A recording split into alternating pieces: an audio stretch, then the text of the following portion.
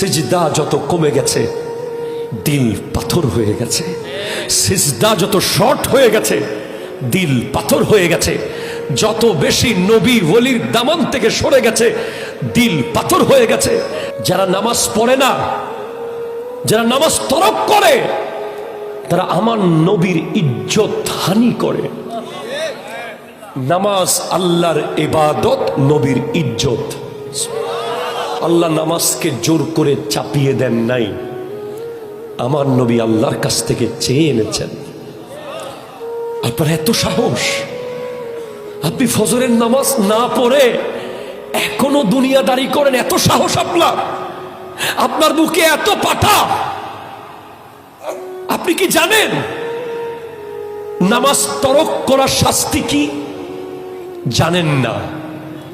বেনামাজি যখন মারা যায়, কবরস্থানের মাটি পর্যন্ত আল্লাহকে ফরিয়াদ করে যে আল্লাহ এই লাশ যেন এখানে না আসে। আমার যুবক ভাইদেরকে কিভাবে বুঝাবো বলেন? কি করে বুঝাবো? আপনি অন্তত আল্লাহর ইবাদত হিসেবে পড়েন, অথবা নিজের শরীর বাঁচাতে পড়েন। অ্যাকর্ডিং টু মেডিকেল সায়েন্স, আমরা যখন আল্লাহু আকবার বলে নিয়ত করি, দুই কানের লতিতে যখন আঙ্গুল বাজাই, তখন বিজ্ঞান বলছে আমাদের শরীরে একটা বিদ্যুৎ প্রবাহ শুরু হয়ে যায়। সায়েন্স। এরপর যখন আমরা নিয়তটা এনে হাত নাভির উপরে বাঁধি, তখন বিজ্ঞান বলছে নাভি হচ্ছে পুরো বডির মিডল, মধ্যবর্তী জায়গা।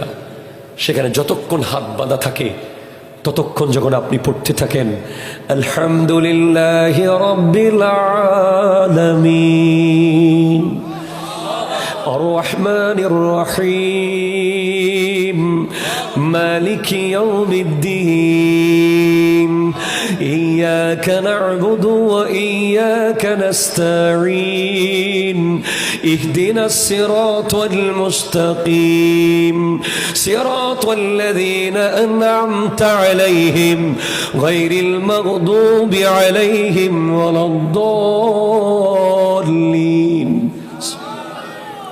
তখন নাভির ভিতর দিয়ে পুরো বডিতে একটা কারেন্ট তৈরি হয়, যেটা অসংখ্য মরে যাওয়া কোষ আবার জাগিয়ে দেয়।